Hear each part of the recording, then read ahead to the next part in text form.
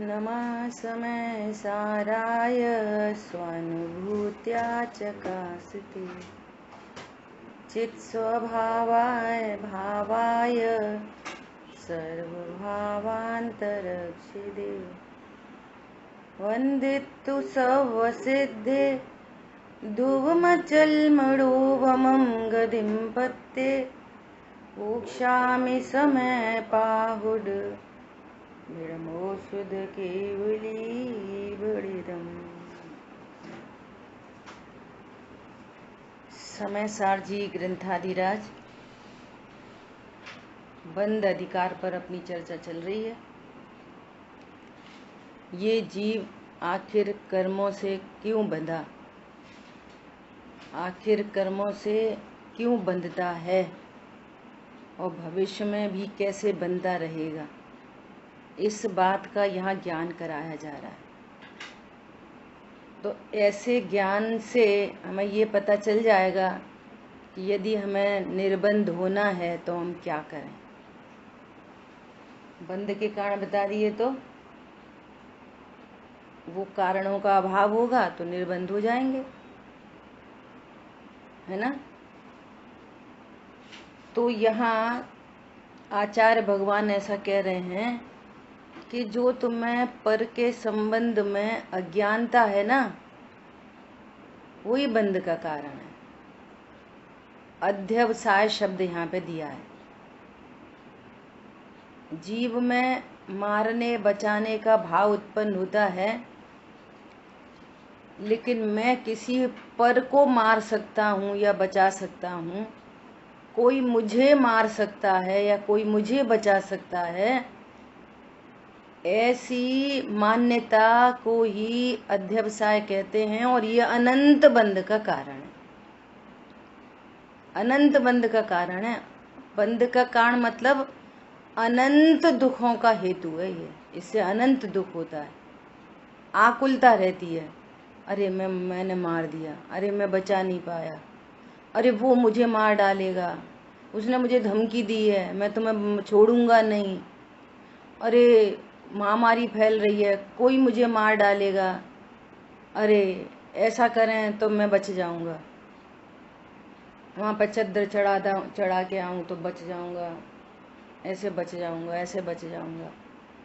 तो आचार्य भगवान करणान योग के सिद्धांत से, अभी द्रव्यान योग का सिद्धांत नहीं लाए, करणान योग के सिद्धांत से आचार्य भगवान अनंत निराकुल करते हैं। कह रहे हैं निज आयु 6 से मरण हो, यह बात जिनवर ने कही। तुम किसी को मार कैसे सकोगे जब आयु हर सकते नहीं। तुम किसी को बचा कैसे सकोगे जब आयु दे सकते नहीं। ये करणान योग के महासिद्धांत का ये फल है कि जब ये जीव जान लेता है कोई दूसरा है, वो अपने आयु कर्म से मरता है, जीता है। मरना जीना अर्थात देह चेतन का संयोग और वियोग। और ऐसे यहाँ ये देह चेतन का संयोग वियोग का डायरेक्ट निमित्त है कर्म, आयु कर्म। परिणति अनंत पर पदार्थों से निश्चिंत हो गई। अनंत असत निमित्त का यहाँ पर उनसे उनका अभाव कराया ज्ञान में। ऐसा खा लूँ तो ज्यादा जी लूंगा, ऐसा खा लूँ तो वो खा लूँ तो मर जाऊंगा। ये सारे भ्रम को दूर करते हुए अनंत पर पदार्थों से राग द्वेष मिटाए हैं। किसके सिद्धांत से? करणान योग के महासिद्धांत से। जिनेन्द्र देव की वाणी 4 अनियोगमयी। जिनेन्द्र भगवान की वाणी में 4 अनियोग आए। तो यहाँ करणान योग के महासिद्धांत से ग्रहित मिथ्यात्व छूटा, बहुत निराकुलता शांति हुई। जो ज्ञान इसको स्वीकार करे। सही बात है, आयु कर्म का कॉन्ट्रैक्ट है ना। देखो आपको 4 लाइन सुना रहे। जिंदगी एक पल कोई बचा नहीं पाएगा, रस रसायन सुत पुत्र सुत सुभट कोई बचा नहीं पाएगा। बात यह सत्यार्थ है, कुछ भी कहो व्यवहार से, कुछ भी कहो। भैया डॉक्टर ने ढंग से नहीं देखा, नहीं आयु कर्म का क्षय हुआ। अरे हम समय पर नहीं पहुंचे, नहीं आयु कर्म का क्षय हुआ। अनंत दीनता छुड़ाई है, अनंत अहंकार। वो तो हम पहुंच गए टाइम पे, फटाफट गाड़ी उठाई ले गए। अनंत पर पदार्थ का अहंकार छुड़ाया है। इतनी क्लीन सफाई हो गई यहाँ पे। अभी द्रव्यान योग का तो परम महासिद्धांत आएगा। लो, इतने सिद्धांत को स्वीकार करने पर कितनी निर्भरता। बात यह सत्यार्थ है, कुछ भी कहो व्यवहार में, जीवन मरण अशरण शरण कोई नहीं संसार में। बात यह सत्यार्थ है, निर्भय हो जाओ, निश्चिंत हो जाओ। समाधि मरण भी इसी महासिद्धांत से होगा। कल बात आई थी, थोड़ा और जी लें, और जी लें। नहीं भैया अब कोई जीने की चाह नहीं, अब तो भगवान जल्दी उठा ले। नहीं, आयु कर्म का कॉन्ट्रैक्ट है, आयु कर्म का कॉन्ट्रैक्ट है तो अन्याय नीति अवक्ष भी नहीं। क्या डॉक्टर ने कहा भैया हीमोग्लोबिन बहुत कम हो गया, ब्लड चढ़ाओ? नहीं, गारंटी है आयु कर्म है तो ब्लड नहीं चढ़ाने पर भी सुरक्षित है, नो प्रॉब्लम। यह है सर्वज्ञ की श्रद्धा, यह है करणान योग की श्रद्धा। सुखी होना है तो ये ज्ञान स्वीकार करता है। ठीक है, इतनी बात हुई अपनी पिछली गाथाओं में। अब जिस प्रकार किसी को मार नहीं सकता, बचा नहीं सकता, जो हेतु है करणान योग का, जो महासिद्धांत से बात चल रही है, अभी द्रव्यान योग की बात नहीं उठाई है, ये समझ के रखना बात को। अभी तो ग्रहित मिथ्या छुड़ाया है, बहुत बड़ी क्लीनिंग की है, बहुत बड़ी। अब जब ज्ञान इतना समर्थ हो गया, अब उसको उठा के द्रव्यान योग पे लेके जाएंगे। समझ आई बात? तो जिस प्रकार जिस हेतु से आयु कर्म को लेकर, है ना, उन्होंने किसी को, मैं किसी को मार सकता हूँ, किसी को बचा सकता हूँ, कोई मुझे मार सकता है, कोई मुझे बचा सकता है ना। अब इसी हेतु से आगे कह रहे हैं, मैं किसी को दुखी करता हूँ, मैं किसी को सुखी करता हूँ, कोई मुझे दुखी करता है, कोई मुझे सुखी करता है। तो क्या कह रहे हैं कि भैया कोई तुम्हें सुखी दुखी नहीं करता, जैसे कोई तुम्हें मारता बचाता नहीं है, तुम किसी को मारते बचाते नहीं हो, दोनों साइड से आयु कर्म का कॉन्ट्रैक्ट है। इसी प्रकार कोई मुझे सुखी करता है, कोई मुझे दुखी करता है, मैं किसी को सुखी करता हूँ, मैं किसी को दुखी करता हूँ। इसका भी रिलेशन आपके द्वारा ही पूर्व उपार्जित कर्म है।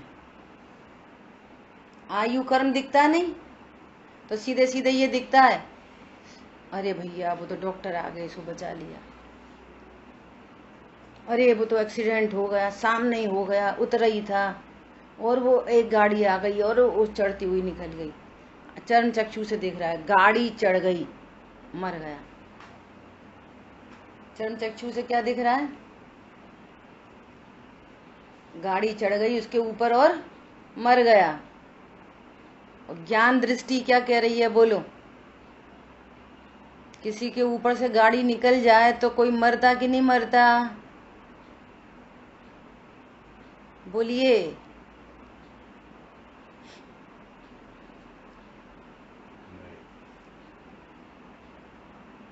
नहीं मरता, है ना, नहीं मरता। किससे मरा? मरा तो किससे मरा? अपनी आयु अपनी आयु कर्म आयु से। कर्म अपने आयु कर्म से मरा, गाड़ी चढ़ने से नहीं मरा। ठीक है, ये बात पक्की हो गई। अब यहाँ पर कह रहे हैं कि कोई मुझे सुखी करता है, दुखी करता है, ऐसी मान्यता से तुमको अनंत बंध होता है। क्या बोल रहे हैं? कोई मुझे सुखी करता है, दुखी करता है, ऐसा यदि अध्यवसाय रखोगे तो तुमको अनंत कर्मों का बंध होगा। साक्षात तो दिख रहा है, उनने हमसे ऐसे बोल दी, और साक्षात जो दिख रहा है ना उसको करो करो गौड़। और यहाँ भगवान क्या कह रहे हैं? साक्षात। भगवान के टेलीस्कोप से देखो, भगवान के माइक्रोस्कोप से देखो। समझ में आ रही है? आप अपने ज्ञान को, पंडित साहब ने लिखा है ना, नहीं अशांति का कुछ कारण, आँख कान की सुना करो। क्या बोला? बोलो। चर्म चक्षु से देख अहो। क्या लिखा पंडित साहब ने? ज्ञान चक्षु से। ज्ञान दृष्टि से देख अहो। ये ज्ञान करा रहे हैं। दिव्य ध्वनि में जो सुन के आए कुंद कुंद आचार्य देव, वे कुंद कुंद आचार्य देव हमको ज्ञान करा रहे हैं। एकदम सफाई हो जाए आज के बाद, कोई पर पदार्थ दोषी नहीं दिखाई दे। ठीक है, ये बात चल रही है। देखो, जो अपाड़ा दुमर्ण दी दुखिद सुहिदे करे मिसत्तेति, सो मूढ़ो अणाणी। मूढ़ है, अज्ञानी है। राणी ए तो दुविवरी दो, जो आप से माने सुखी दुखी, मैं करूं पर जीव को, सो मूढ़ है अज्ञानी है, विपरीत इससे ज्ञानी है। कल होमवर्क दिया था, किसको याद है क्या होमवर्क दिया था? बोलो। आपकी रोजमर्रा की जिंदगी में आपको सुख और दुख के कारण क्या क्या दिखते हैं? बोलो। किया होमवर्क?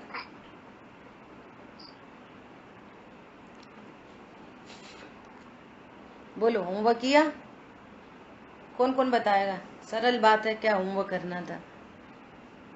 बोलो, एक एक बताओ, सब अपनी अपनी, बिल्कुल सच्चाई से। बच्चों का बात नहीं मानना। एक व्यक्ति इसलिए बहुत दुखी है कि अरे बच्चे तो सुनते नहीं, पता नहीं कहाँ से आफत लग गई। एक व्यक्ति इसलिए दुखी है कि कुछ मत पूछो, मेरे पति तो ऐसा आधीन करके रखते हैं, हिल नहीं सकते।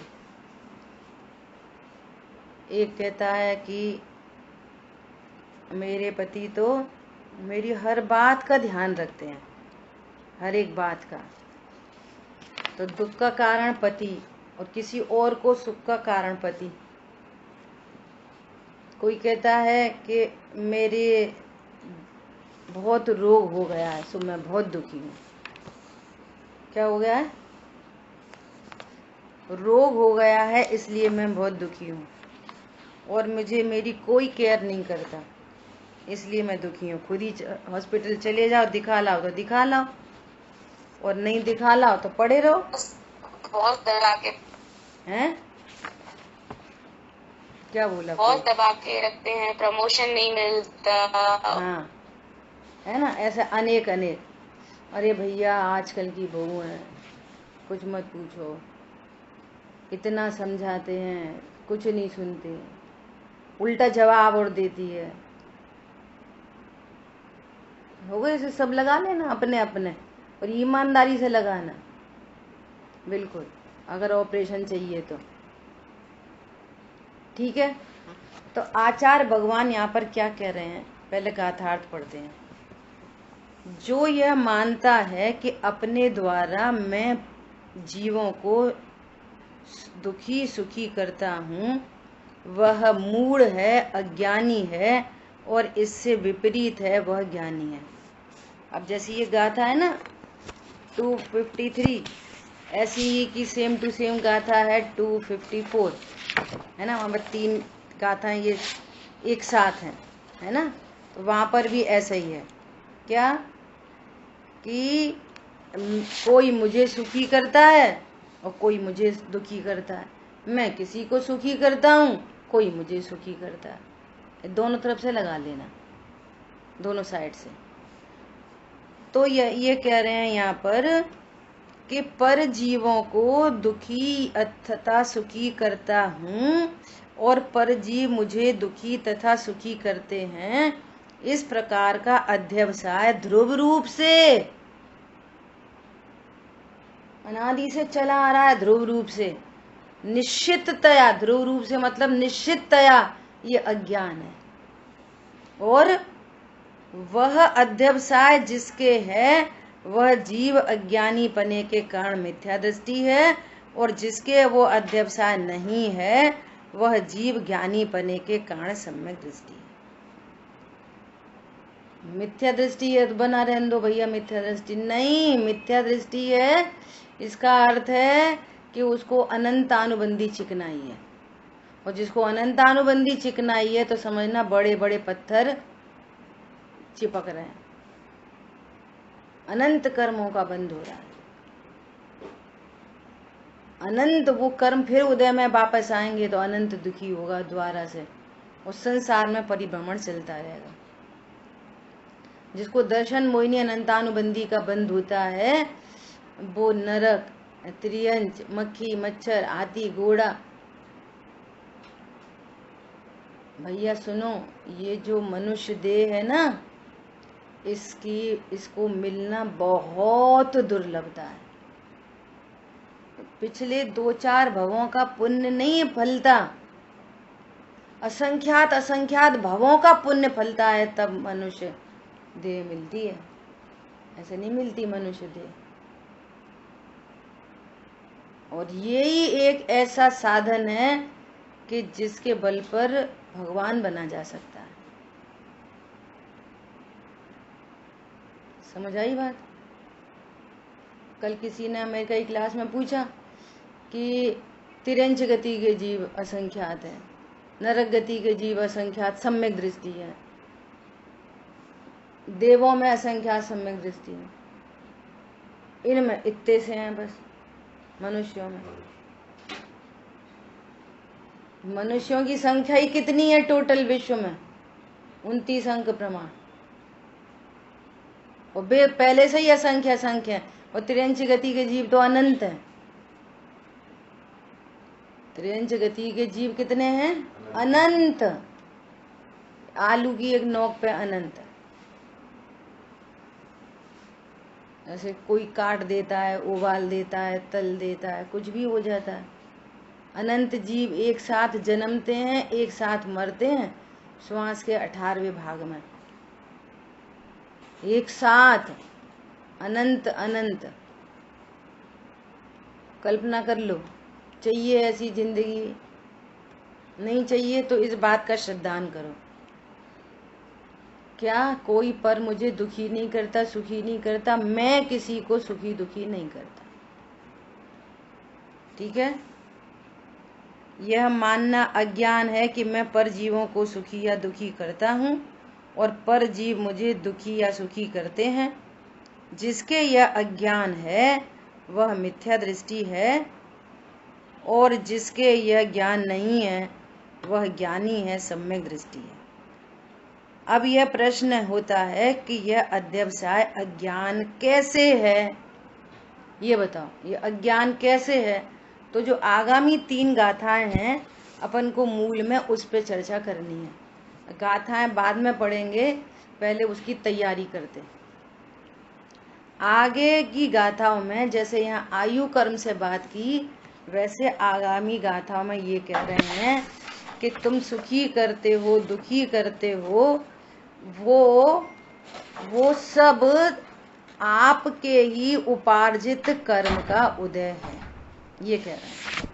कोई जीव सुखी दुखी कर होता है वो अपने ही उपार्जित कर्म का उदय आदि है, ऐसा कह रहे हैं।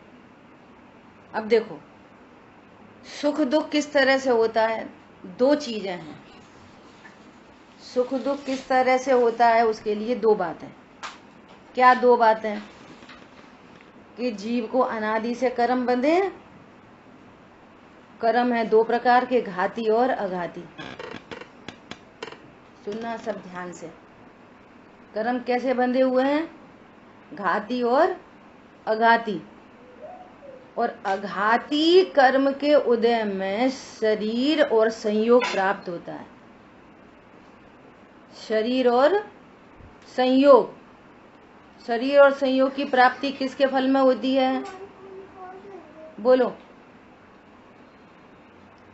शरीर कैसा है? मोटा है, पतला है, गोरा है, काला है, स्त्री है, पुरुष है, नपुंसक है,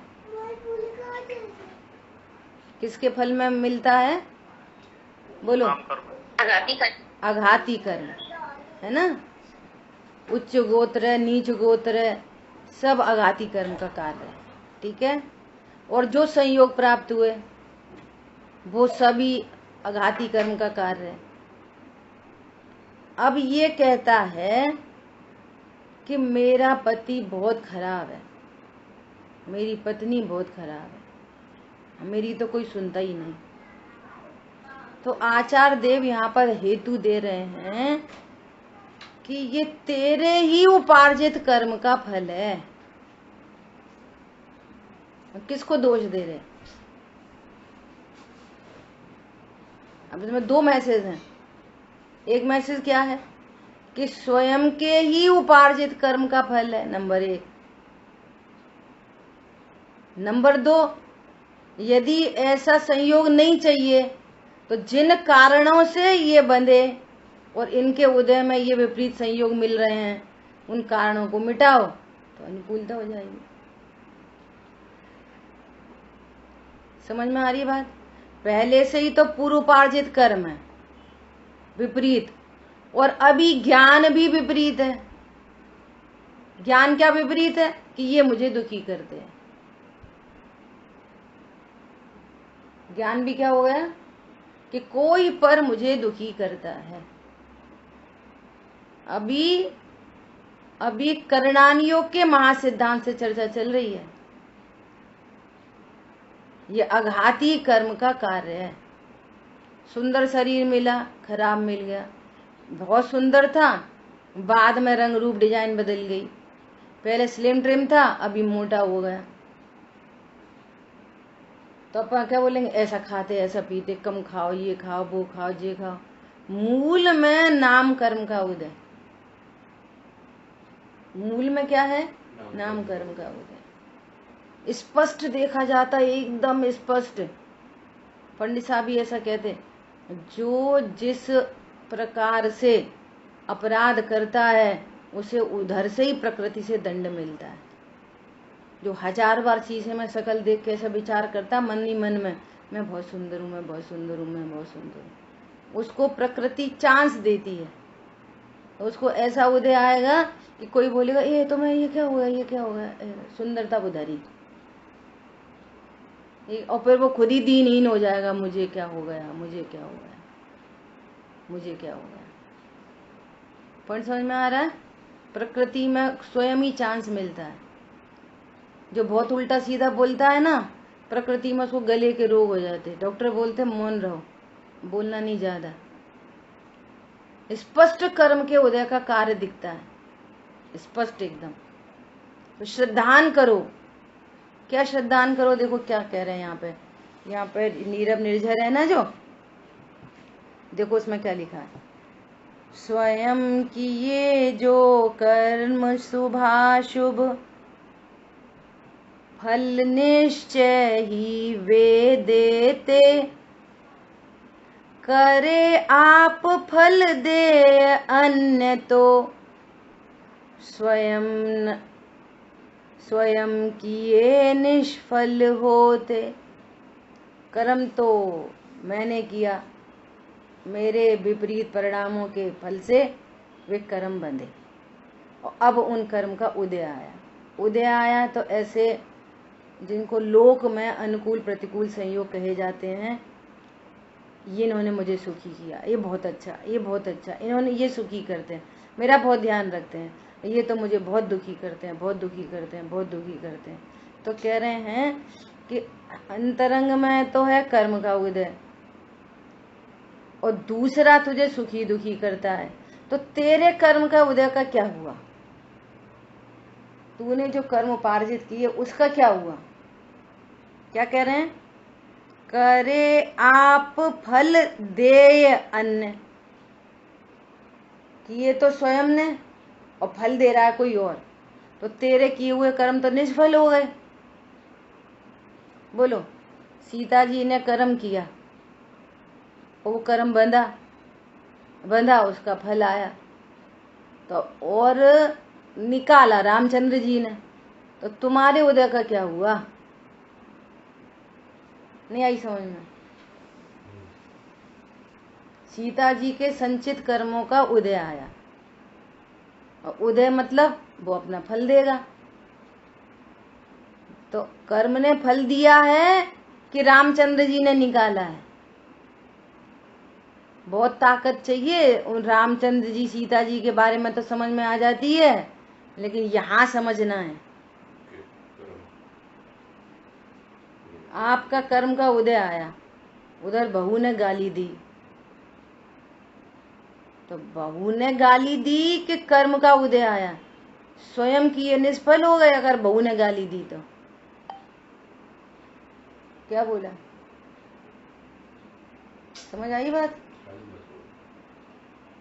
अच्छा, गाली मत बोलो, सही बात। अपने यहाँ कोई गाली वाली नहीं देता, गुस्सा, बात नहीं माने, सही बात, सही है एकदम 100%। गाली मत बोलो मतलब कुछ बुरा बोला, कुछ भी बात नहीं मानी तो दुखी हो गए, भैया बात नहीं मानी। तो कर्म का उदय है कि उसने बात नहीं मानी? डायग्नोसिस करो, करणान योग से करो अभी। समझ आई बात? सुख दुख दो प्रकार से है। एक अघाती कर्म के उदय को समझ लो पहले, फिर घाती कर्म के उदय का कार्य समझेंगे। घाती कर्म परिणामों में फलते हैं, परिणामों में चारित्र मोहिनी का तीव्र उदय और चारित्र मोहिनी का मंद उदय। अब इधर स्वयं का तो चारित्र मोहिनी का तीव्र उदय हो ना, और बाहर में अनुकूल सामग्री है तो भी वो बड़ा बड़ा करता रहेगा। इतनी सी बात में भड़क, कोई बात नहीं है, एकदम घर में मोक्ष है, एकदम सब चीज डॉट टू डॉट एकदम सिस्टमैटिक, तो भी भड़क। सीधे मुंह से धीरे से तो बात ही नहीं पूछनी, बात ही नहीं करनी, तो उसका कारण कौन? तो कहते घाती कर्म का उदय। कोई विपरीत परिस्थिति बनी हुई है और तो भी वो उसमें बहुत सहन शक्ति है, तो ये चारित्र मोहिनी कर्म का उदय, मंद उदय काम कर रहा है। दोनों ही मैं नहीं हूं, अभी द्रव्यानियों की बात तो बाद में करेंगे। यहाँ कर्म फिलॉसफी को लेके आके इतनी बड़ी पूरे विश्व से छटनी करी है आचार्य देव ने। आपका ज्ञान अभी भारी बिखरा पड़ा है और फिर तुम बोलो हम तो ज्ञायक हैं, वो दोषी दिख रहा, वो दोषी दिख रहा, वो अच्छा दिख रहा, वो अच्छा दिख रहा, साधन में अच्छे, वे खराब, वे मोह की टोली, वे फलाने की टोली, ये रागी टोली। कहाँ बिखरा पड़ा है ज्ञान। वे हमारी जेठानी है, वे जाने क्या समझती अपने आप को, हर समय हमारे को नीचा दिखाती। सुनो, तुम्हारे ही कर्म का उदय, जब कर्म के उदय करे आप फल दे, अन्य तो स्वयं किए निष्फल होते। तो जब कर्म का उदय दिखे तो पर द्रव्य दोषी नहीं दिखेगा। ऐसा नहीं हुआ अपने कर्म का, वो भैया हमारे कितने कर्म का उदय। लोग ऐसी चतुराई करते हैं, यहाँ से थोड़ा सा पढ़ लिया सीख लिया, हमारे जैसे जाने कैसा पाप का उदय, क्या बताएं, बहुत पाप का उदय, लड़का इतना खराब है। अरे तुम्हारे पाप का उदय भी है और लड़का भी खराब है, दो दो अपराधी हैं। एक बोलो ना, पहले हम समझ रहे थे कि लड़का ही खराब है, सुनता ही नहीं है, बात ही नहीं मानता, इतना परेशान करके रखा, लड़का खराब लड़का खराब। और आज पहली बार सुना, नहीं ये तो कुछ नहीं, ये तो बहिरंग बहुत दूर का निमित्त है, अंतरंग में तुम्हारे कर्म का उदय आया है। तो अब ये इस अपराधी को छोड़ो, ये अपराधी पकड़ लो कि भैया कर्म का उदय है, लड़का खराब नहीं है, कर्म का उदय है, बहू खराब नहीं है, कर्म का उदय है, सास खराब नहीं है, कर्म का उदय है, भाई खराब नहीं है, कर्म का उदय है, सरकार खराब नहीं है, कर्म का उदय है, मैनेजर खराब नहीं है, लगा लो, कर्म का उदय है, पार्टनर खराब नहीं है। जितनों को तुम खराब अच्छा बुरा देखते हो, सबकी सफाई कर दो, पूरे विश्व की, तब ये वाली बात समझ में आएगी। ओहो, मैंने पूर्व में अपराध किया है, उसके फल में सीता जी ने बोला, ओहो मैंने मुनिराज पे वो शंका की, उसका फल आया है, ओहो अब कभी नहीं करूँगा ऐसा काम, अब कभी ऐसे भाव नहीं करेंगे जिससे हमारे को ऐसे ऐसे अनुकूल प्रतिकूल संयोग करने होने पड़े। और नहीं करेंगे, कैसे नहीं करेंगे, वो विधि या द्रव्यान योग से मिलेगी। क्या विधि द्रव्यान योग से मिलेगी, कैसे अपराध नहीं होगा। अभी तो इतना समझो कि अपराध किसका। थोड़ी सी चर्चा और आगे बढ़ाते हुए टोडरमल जी की भाषा में बोलें तो टोडरमल जी ने स्वयं से प्रश्न उठाया, अच्छा हम पूरी दुनिया में किसी से राग द्वेष नहीं करें, कर्म से तो करें, कर्म कितने खराब हैं, जाने कैसे खराब कर्म बन गए, ओहो हमें तो ऐसे बढ़िया कर्म बन गए। कर्म से तो राग द्वेष करें, तो कहेंगे कर्म से तू राग द्वेष कैसे करेगा, कर्म खुद से थोड़ी बने, तेरे ही परिणामों का फल है। स्वयं उपार्जित कोई चीज हो उसको कोई बुरा कहता है, तेरे ही उपार्जित कर्मों का फल है, तेरे परिणामों का फल है। तो राग पर उनसे पुद्गल परमाणुओं से कैसे राग द्वेष करेगा, ये तो अनीति है। कर्मों को भी दोष देना जिनागम में अनीति है। अनीति तो देखो किसे अनीति कहते, कर्मों को दोष देना भी जिनागम में अनीति है। जब कर्मों को दोष देना अनीति है तो पर पदार्थों को दोष देना तो महा अनीति है। कैसी अनीति है, महा अनीति है। उनका कोई दोष ही नहीं है, तू उनसे क्यों कह रहा, देरानी का, जेठानी का, देवर का, ससुर का, सास का, भाई का, बहन का, अम्मा का, चाचा का, फूफा का, सरकार का, सरकार बहुत खराब है, सरकार बहुत खराब है, सरकार बहुत खराब है।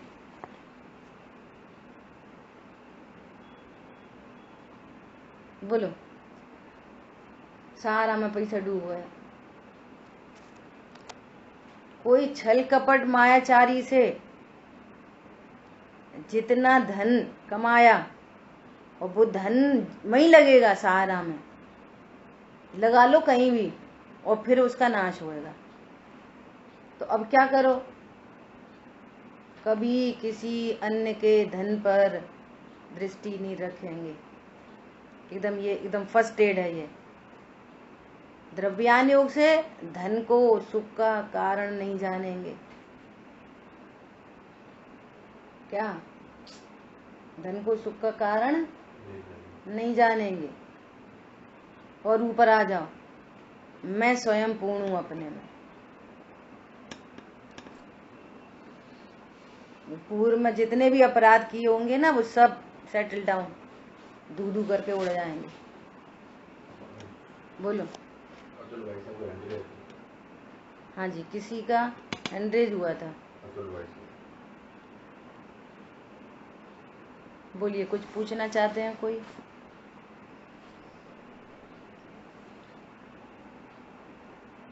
अतुल जी।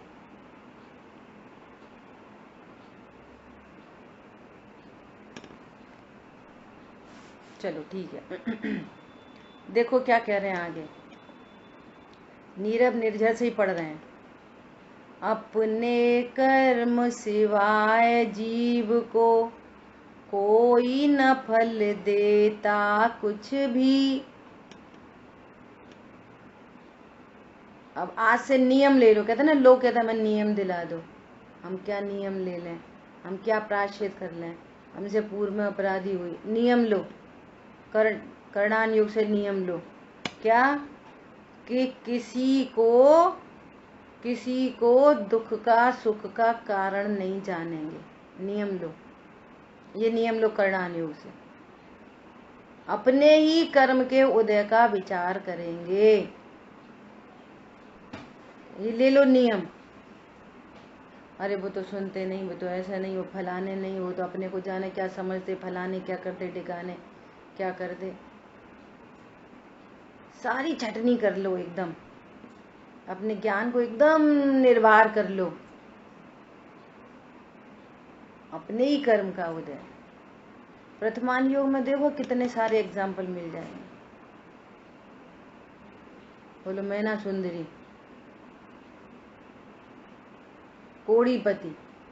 कोड़ीपति से शादी कर दी पिताजी ने। पिताजी दोषी के नहीं दोषी? बोलो। उनने तो सब देखभाल के करी। सीता जी का तो स्वयंवर रचा गया, इनने तो जानबूझ के कर दी। अरे जानबूझ के नहीं की। बोलो। अंजना जी, जब आप इस दृष्टि से देखोगे ना, कर्म के उदय की दृष्टि से, एकदम क्लीन क्लियर पिक्चर हो जाएगी। अंजना जी के कर्म का उदय आना था, गड़बड़ करी कितनी देर की? 10 मिनट की, 12 मिनट की। फल कितना आया? 22 साल का।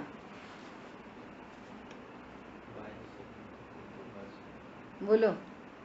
गलती करी कितनी देर की, वो फल आया कितनी देर का? सीता जी ने गलती करी कितनी देर की? एक पल को विकल्प आया, फल कितने साल का मिला? परिणाम का फल कितना आता है मल्टीप्लाई हो गए। कितनी देर तक सोचती रही होंगी सीता जी? अरे ये कैसे बातें कर रहे आरिका मुनिराज, इतनी देर का ही तो विचार आया होगा। असंख्यात समयों का समझ लो, 10 सेकंड का समझ लो। फल बोलो कितने टाइम तक का जंगल में फल कितना आता है, समझ लो भैया। ये बातें बहुत जरूरी है समझना। कर्णान योग से इतनी सफाई हो जाएगी। अगेन फिर वही विचार, बहुत बेकार है। जाने क्या समझती है अपने आप को, हम का तुमसे कम है क्या? अपने ही हर समय विचार कर लो। पूर्व में एक क्षण के अपराध का इतना पहले, और आज के आधा घंटे का वही बात वही दिमाग में घूम रही। फिर वही बात दूसरे दिन, फिर 1 महीने बाद फिर वही याद आ गई, फिर 4 महीने बाद फिर वही। कल्पना करो, जैन कुल मिला है। ये गाथा टीका सुनने पढ़ने मिली है। बुद्धि हम वहीं रखेंगे, सुन लेंगे, पढ़ लेंगे, लेकिन दोष तो जरूर देंगे। हाँ जी बोलिए। कि जीव को इतने से इतना फल मिलता है कर्मों का, कि और भी कुछ कर्म पूर्व के बंधे होते हैं। पूर्व के ही बंधे रहते हैं, उनका उत्कर्षण हो जाता है वर्तमान के परिणाम से। वैसा का वैसे ही पूर्व में कुछ चल रहा है और नवीन परिणाम हुआ तो उनका और उत्कर्षण हो जाता है। पूर्वबद्ध कर्मों का भी वे और तीव्रता से उदय में आते हैं, सब मिलके विस्फोट होते हैं फिर, ऐसा इसलिए है ना। बोलो कैसी घटना घटी आप ऐसा। अब ये कर्म को साथ में लेके अब पूरी प्रथमानियों की घटना पढ़ना कि वो उदय आना है ना, तो कितने नाटक होने हैं कि कहाँ तो पवनजय ने जरा सा देखा और देखते से ही बस वो ही बस गई, इसी से शादी करनी है, अभी करनी है, अभी करनी है। पिताजी कह रहे घर जाके विचार करेंगे, देखेंगे, नहीं अभी। और फिर अब अगले दिन शादी है तो आज ही इतना तीव्र भाव आ रहा है, अभी देखना है, अभी मिलना है, रिश्ता पक्का हो गया, अब अभी मिलना है। ये तैयारी हो रही है कर्म के उदय की, फलाना है ना। बोलो इतनी क्या वो हो रही है। कल शादी हो रही है भैया, मिल लेना, नहीं अभी मिलना है। और मिले और वहां देखा वो सहेलियां आपस में बातें कर रही,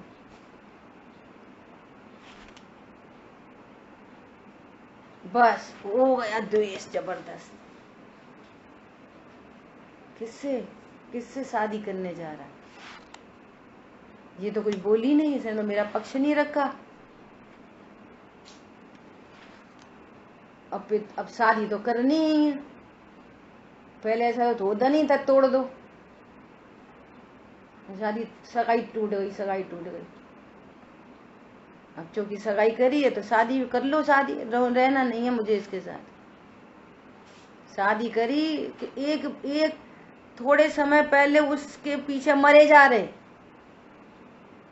एक दिन का भी इंतजार नहीं, और अब इतना द्वेष। देखो परिणामों की विचित्रता, कर्म के उदय के नाटक। बोलो, और छोड़ के चले गए, न पूछा न बताया, न ये कहा कि तुमने हमारा पक्ष क्यों नहीं रखा, क्या तुम्हारे चित्त में कोई और बसता है, कुछ नहीं। अब ये पूछा न बताया तो ये हमारी कल्पना लोग है, हमसे पूछ तो लेते। अरे वो कर्म का उदय शुरू हो गया था। अपने कर्म सिवाय जीव को कोई न फल देता कुछ भी अलर्ट, सावधान हो जाओ।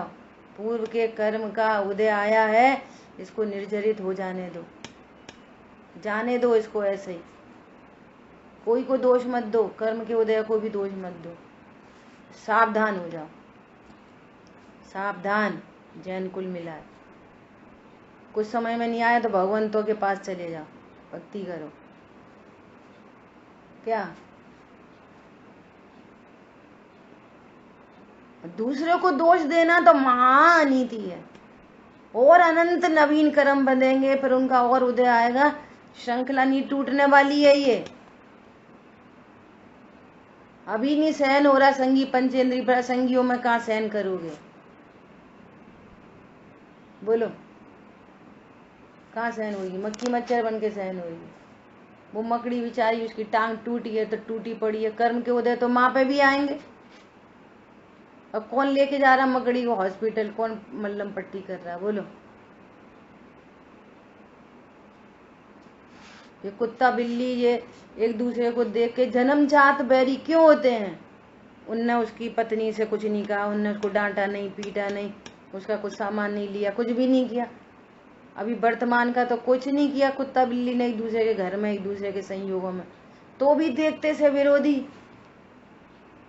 देखते से ही वो झपटते हैं एक दूसरे पे। क्यों? कर्म का उदय, चले आते हैं पिछले पिछले भवों से, फिर वहीं जाके पैदा हो जाते, फिर वहीं लड़ते झगड़ते हैं। ये लिख लो ये वाली लाइन अपने बेडरूम में और उसमें एकदम सामने टॉप में, अपने कर्म सिवाय जीव को कोई न फल देता कुछ भी। कुछ खराब लग रहा है तो तुरंत विचार करो ये पूर्वबद्ध कर्म का उदय है, और ये अपने समय पर निर्जरित हो रहा है, खिल रहा है। पर को दोषी मत देखो, कर्म का फल आया है।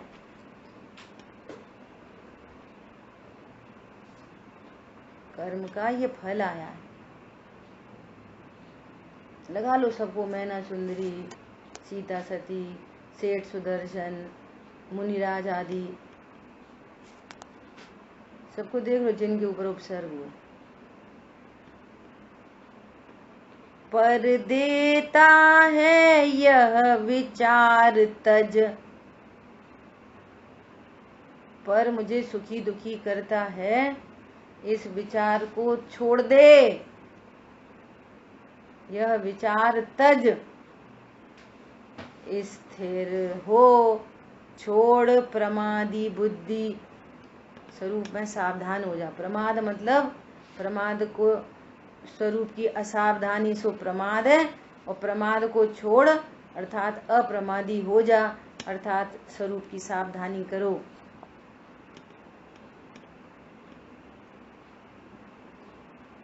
कितना गजब का पाठ है, अब पढ़ते हैं तो समझ में आता है।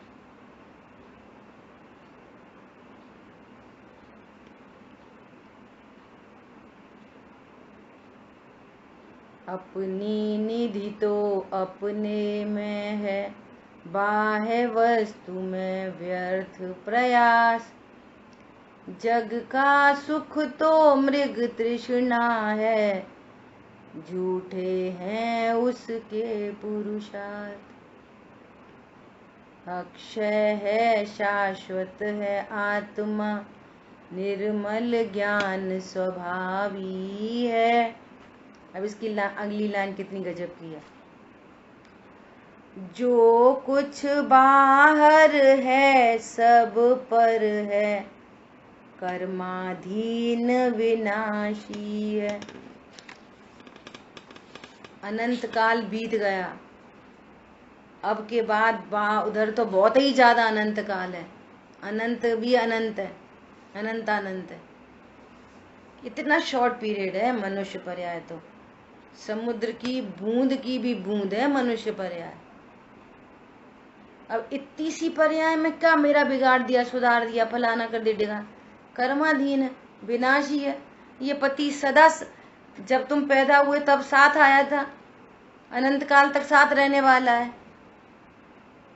ये देरानी जेठानी अनंत काल तक साथ रहने वाली है। कर्माधीन, अभी कर्म का उदय बदलेगा, अभी सारा परिकर बदल जाएगा।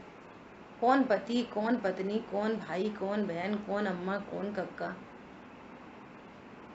क्या सब कर्माधीन है और विनाशी है। ये मनुष्य पर्याय फॉरएवर है, ये छूटेगी नहीं। इसमें आगे भी एक लाइन लिखी है, तन से जिसका एक नहीं तो सुततीय मित्रों से कैसे। जब तन से ही एक नहीं है मेरा, तो ये मेरे सुत हैं, तीय हैं, ये कहाँ से बात आई।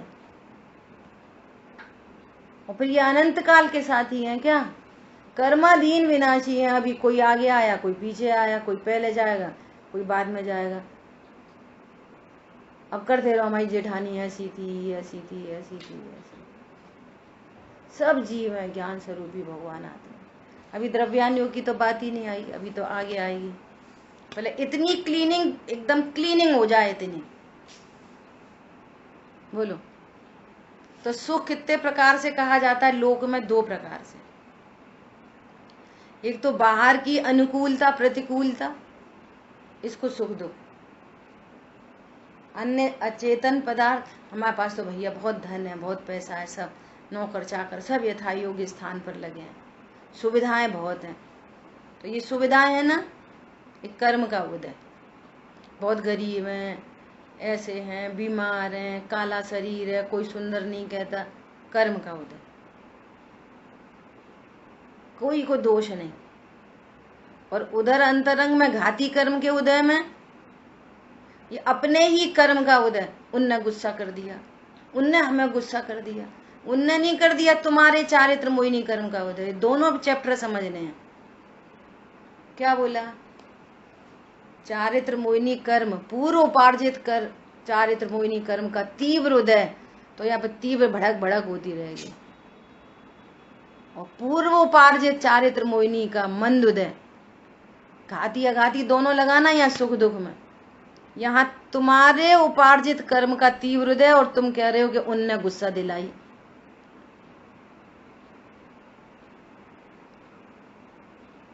बाहर में जो विपरीत पति मिला वो आपके ही उपार्जित कर्म का उदय अघाती, और तुम्हें तेज गुस्सा आ गई उसका लक्ष्य करते हुए, ये भी तुम्हारे ही उपार्जित कर्म का उदय। इसने गुस्सा नहीं दिलाई तुमको, पति ने गुस्सा नहीं दिलाई।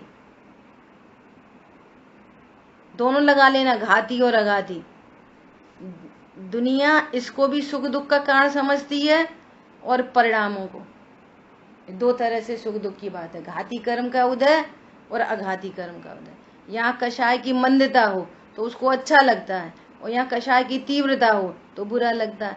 दोनों केस में आपके ही उपार्जित कर्मों का फल है। न बाहर से अनुकूलता किसी के कारण है, न अंदर में परिणामों की तीव्रता मंदता किसी के कारण है। दोनों ही पूर्व उपार्जित घाती अघाती कर्म का फल है। ये दो बातें समझनी है आपको। किसी दूसरे के वजह से गुस्सा नहीं आती, आपके ही विचार करना चाहिए, ओहो मुझे इस समय तीव्र अघाती कर्म का होता है, तीव्र चारित्र मोहिनी कर्म का होता है। ये चारित्र मोहिनी कैसे बनता है? परिणामों का फल। अदरवाइज आपका सुधार पर में चलता रहेगा और अपनी हानि होती रहेगी। अज्ञानी, मिथ्या दृष्टि और अनंत अनंत अनुबंधी राग, जो बहुत गाढ़ी चिकनाई है, डंबर तार को जो पत्थरों को जोड़ती है। समझ में आ गई बात? अब उधर उधर देखो, चौथे गुण स्थानवर्ती जीवों को देखो, अनंतानुबंधी चिकनाई नहीं है, युद्ध है, अनंतानुबंधी नहीं है, विषय भोग है, अनंतानुबंधी नहीं है। बोलो, ये गजब की बात है। अप्रत्यख्यान चिकनाई है, तेल वेल जैसी, तेल जैसी चिकनाई। पत्थर नहीं जुड़ेगी, डस्ट जुड़ जाएगी, जरा सी डस्ट, डस्ट चिपक जाएगी, पत्थर नहीं चिपकते उससे। इतना बड़ा डिफरेंस आएगा। ठीक है, कोशिश की अपन ने समझने के लिए। आगामी 3 चर्चाओं में, पूरी गाथाओं में पूरी बात आएगी, और इसका स्वाध्याय अपन कल करेंगे।